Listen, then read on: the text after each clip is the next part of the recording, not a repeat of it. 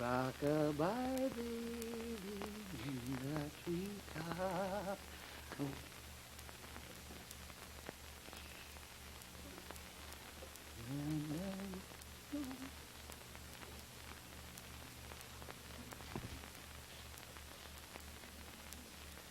Good evening, ladies and gentlemen, and the babysitter who was supposed to be at my house but who didn't show up. Now, you ought to... But, of course, that's the way things been going all week. Nobody showed up for rehearsal. Nobody showed up for the show. So, as a result, tonight we just don't have a show. And when I say tonight we don't have a show, this may not be news to some of you who for a long time have had a sneaking suspicion that...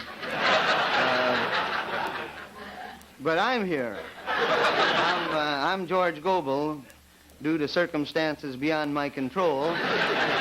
And I realize, of course, full well that I can't do a program all alone. So just a little while ago, we sent out for a large emergency cast, a cast of hundreds. And I'd like you to meet them now. So, as Georgie Jessel would say, this way, miss.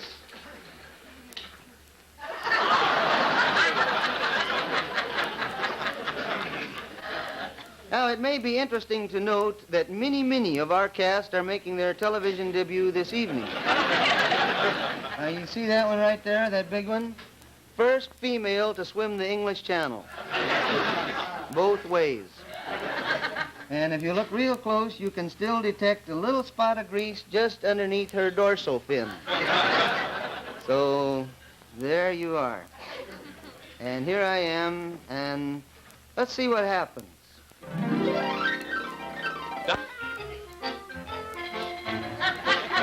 And his charming vocalist, Miss Peggy King. And John Scott Trotter and the orchestra.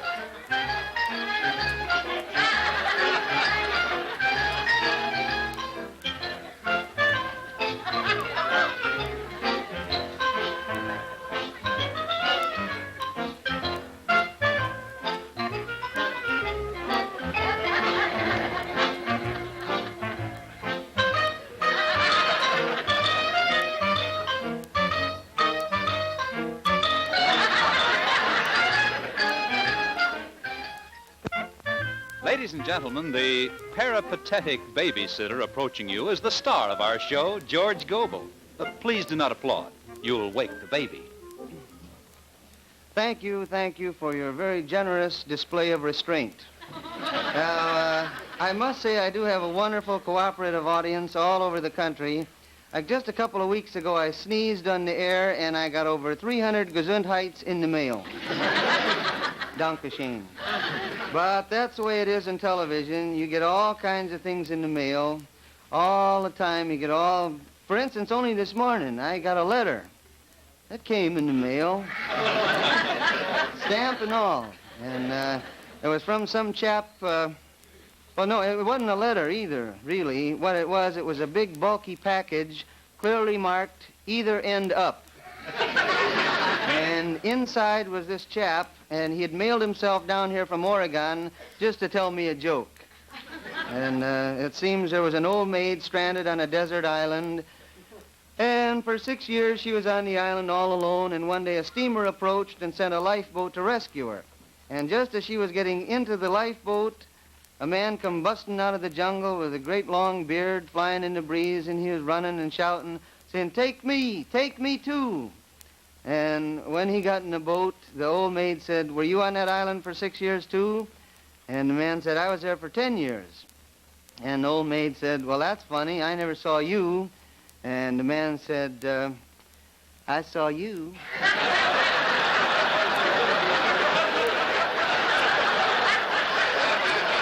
So that was the joke that the fellow from Oregon told me.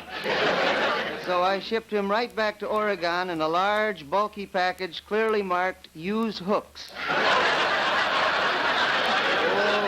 I tell you true, I get a lot of mail from people.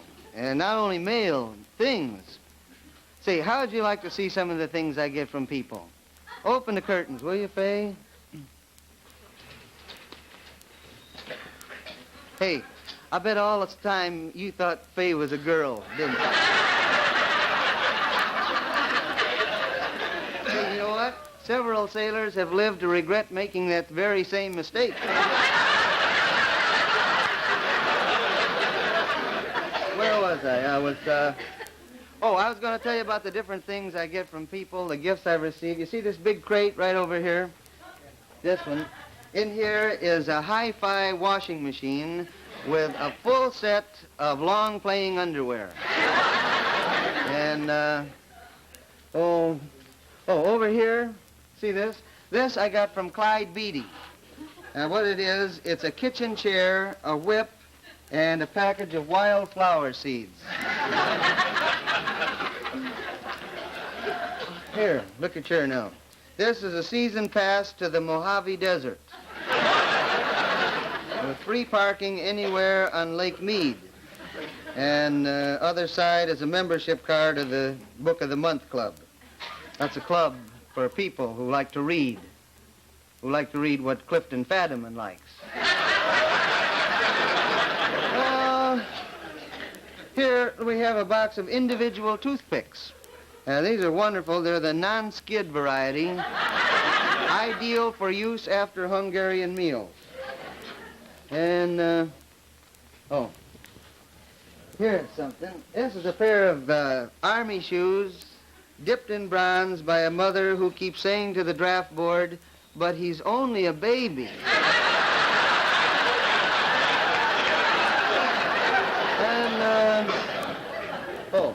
Here, this is a 12-pound box of 2-pound boxes. And over here, we have a guitar that was sent to me by a dear white-haired lady in Chicago 3, Illinois, who likes to hear me sing. Thanks, Mama.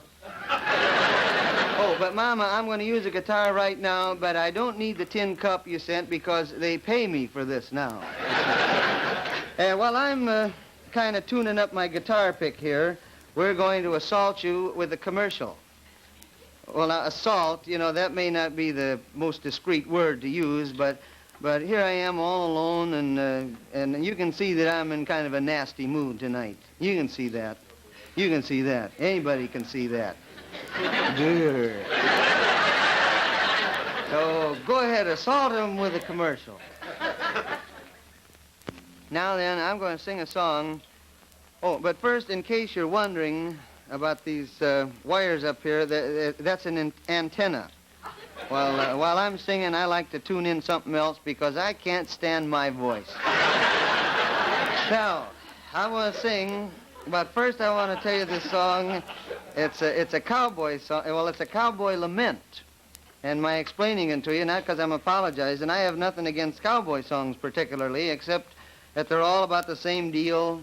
You know, there's a horse that couldn't be rode, and a rider that couldn't be throwed, and then they get together, and one of them gets rode or throwed, and you've had it. That's it. But I like to sing these cowboy songs once in a while. I have a sort of a warm spot in my heart for these cowboy songs because I made my living singing this particular type of song for a good many years over the radio. And some of you people might have heard me over the radio. I was on at 5:30 every morning. You might have heard me somewhere. I had a program 5:30 every morning singing lullabies to gamblers, musicians, and bartenders.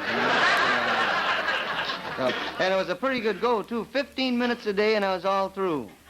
That's a pretty good rattle right there, you know. And on top of that, they give me a cowboy outfit to wear. I think they're nice. I had a great big white hat and fancy boots and and I still wear the boots sometimes. I wear them. Like when I go horseback riding, I wear them. I was out horseback riding the other day, and the fellow that run the place, he's about half jealous of my boots. You know, he'd look at the boots, and then he'd look at me. And then he'd look at the boots, and then he'd look at me, and then he'd look at me. He said, well, I suppose you're a cowboy and you want a pretty frisky horse.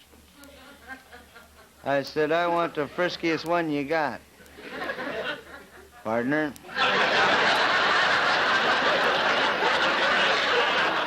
See, me and my big mouth. And it's not that I'm one of these fellas that usually talks too much, But sometimes I do get to broadcasting when I ought to be tuning in.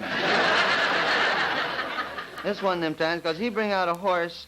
You talk about a horse kicking, and, I mean, you've all seen how some of, I mean, boy, this old horse, he come out there, he was a going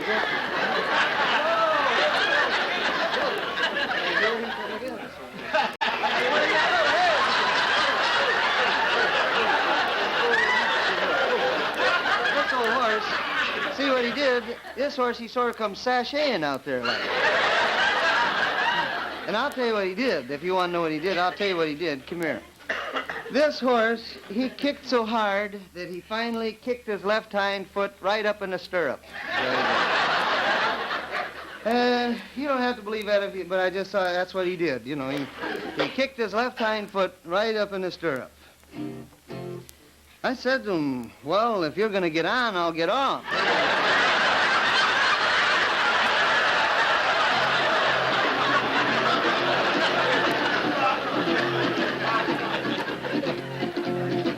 Here we go, and the name of the song is I Just Can't Ride Old Paint Tonight, 'Cause He Shellacked Again.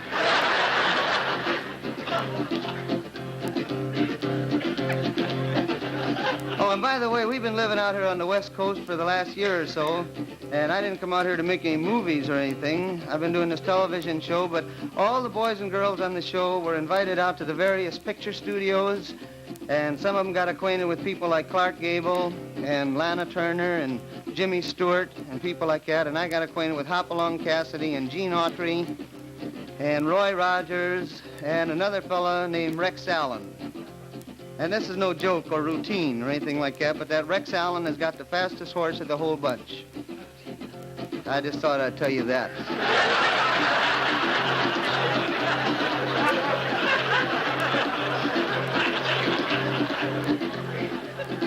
Old Skyball Paint was a devil's saint. His eyes was a fiery red. Good men have tried this horse to ride, and all of them are dead. Now I ain't gonna brag, but I rode this nag till his blood commenced to boil. While I hit the ground and I ate 3 pound of good old western soil, singing hi-oh, whoopie-tie-oh, riding high and down you go, sons of the western soil. Lay-o-lo-de-lay-o-lo-de-lay-o, lay-o-lo-de-lay-o-lo-de-lo. Oh, lay-o-lo-de-lay-o-lo-de-lay-o, oh, lay-o-lo, lay-o-lo. You know, this might not mean much in New York, but in Oklahoma, I'm in like a porch climber.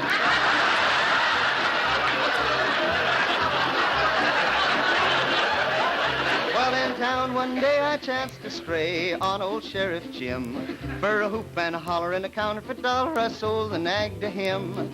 But when he plants the seat of his pants in Skyball's leather chair, I'll bet 4 bits when Skyball quits, old Jim will not be there. Singing hi-ho, whoopie-tie-ho, riding high and down you go, sons of the western soil. Oh, lay-o. Oh.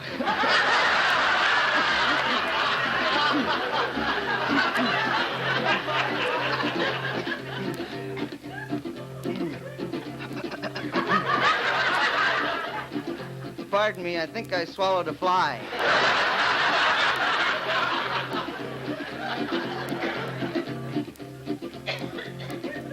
Is there a glass of water out there, please?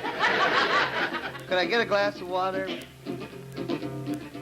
But never mind, the heck with them. Let them walk down.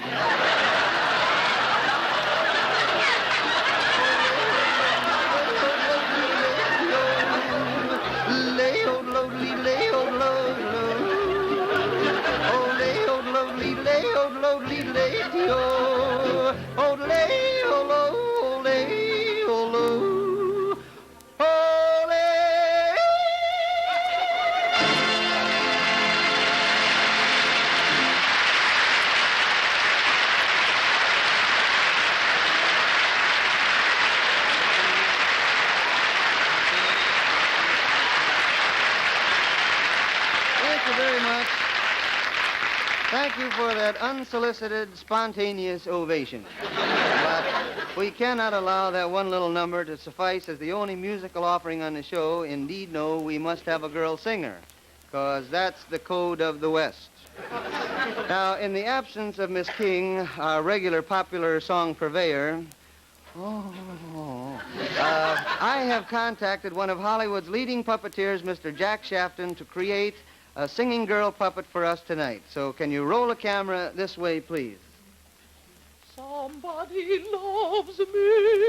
I wonder who. I wonder who. Excuse me, but, pardon me. Excuse me, Yes?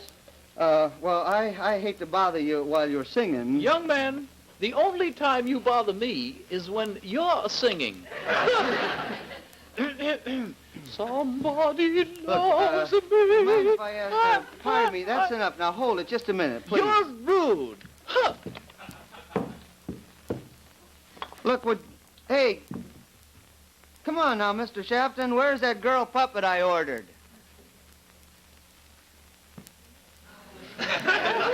Say, will I do, big boy?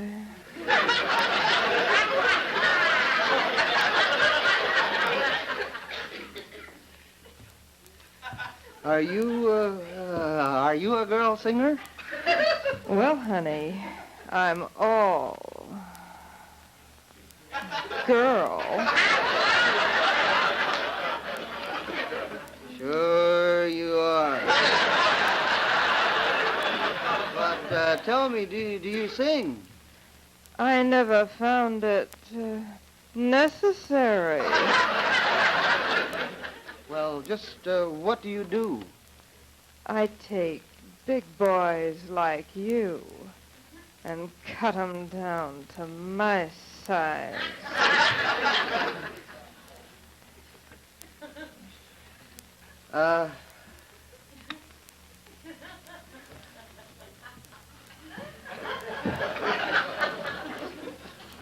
Excuse me.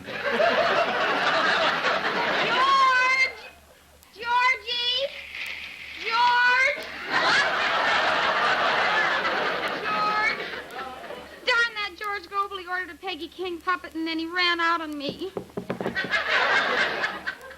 Oh. Hi, Ruby. Ruby, have you seen George? Have I?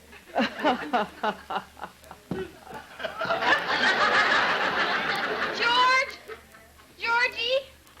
Oh, what has that woman done to you?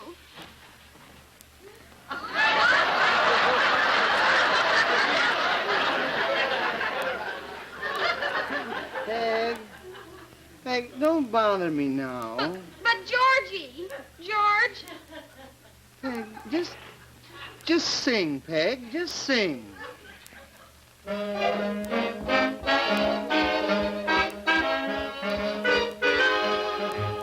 Somebody loves me. I wonder who. I wonder who he can be. Somebody loves me. I wish I knew who he can be. Worries me. For everyone that passes by, I shout, hey, maybe you were meant to be my loving baby. Somebody loves me. I wonder who. Maybe it's you. For every boy who passes by, I shout, hey, maybe you were meant to be my loving baby. Maybe somebody loves me. Oh, I wonder who. Maybe it's you.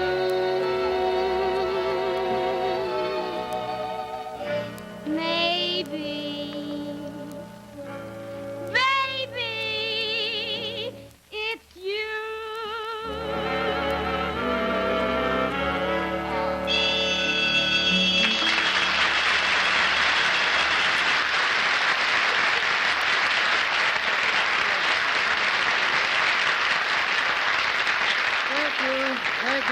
much, and so much for Disneyland.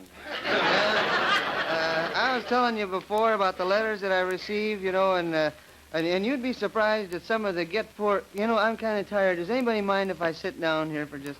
Faye, would you bring me a... Thank you very tenderly. And get one for yourself, too. See what the boys in the...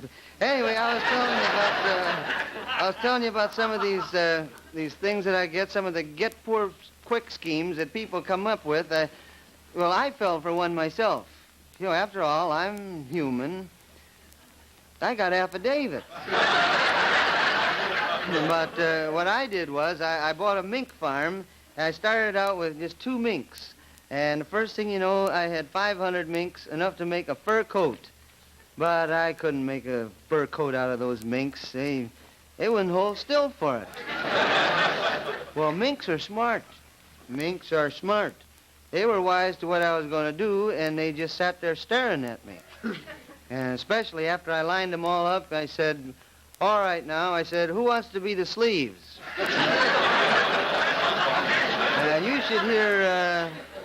You should hear some of the other schemes that are presented to me. Now, like one clown, he had a new invention called Instant Oasis. What you do, you just take a desert and add water. I must admit I accumulated a little money. I say accumulate. A better word would be save. I borrowed it, is what I did, from my wife. You see, Alice is independently wealthy. Not very wealthy, but awful independent. And it's not that I don't wear the pants in my family, because I do. It's just that Alice wears the pockets. But even with the little money you have today, you still need expert financial advice, and someone told me I ought to go to the brokerage house of Merrill, Lynch, Pierce, Fenner, and Bean. But I decided against that right away. I figured I don't care to discuss my personal financial problems in a room full of people. The personal angle is very important. After all, you don't choose an investment counselor like you choose your wife, You got to be careful. So Alice finally sent me to one of her acquaintances who was in the business. Actually, he was more than an acquaintance. He was a near relative. Or no, what I mean is he was an old boyfriend who nearly married her. You might say he was my boyfriend-in-law. One thing you can be sure of, he was a lot smarter than me. You can figure that out right away. He almost, and here but there's no use crying over his... Anyway, this fellow had a wonderful office. He had wall-to-wall desks. And I knew he was the man for me by the friendly salutation he gave me when I walked into the room. He said, young man, he said, did you come in here to see me? And I said, no. He said, I dropped a dime in the hall outside, and I think it rolled under your door. And I could tell that this remark didn't set too well with him right away, As a matter of fact, he seemed to take umbrage. Which didn't bother me, because I take a little umbrage myself. Especially if I'm not driving. He said, now look here, fella, if you have business to conduct, let's conduct it. Now, what is your name? And I said, Davy Crockett. I said, this isn't hair, it's a coonskin doily. And then he said, well, see, I can't repeat what he said. I dasn't here. He got pretty mad, though, until he realized I had $23 to invest, and he sold me a seat on the New York curb. And I don't mean the New York curb exchange, either. I mean the New York curb. And I figured it was one sure way to get to watch the St. Patrick's Day parade. And as it turned out, I had to shell out some more money, too, because at the last minute, the city put in a parking meter. Cost me a dime an hour. But one thing was, it wasn't unfair, because he tried to make up... he threw in a little... this didn't cost me a penny. Not penny one did this cost me. He just threw this in. And this is worth the... Oh, this...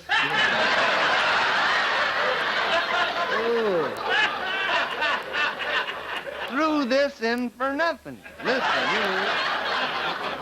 Hey, you know what this is?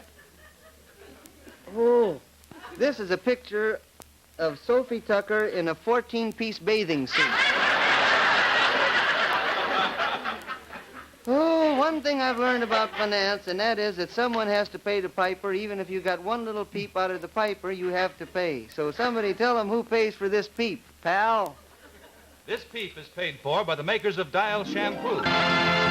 Thank you. Ladies and gentlemen, we're running a little bit late, but I want to tell you that we're going to have a big time next week when our guest star is going to be that wonderful guy from the movies, Mr. Jimmy Stewart. And, oh, look, now, who woke the baby?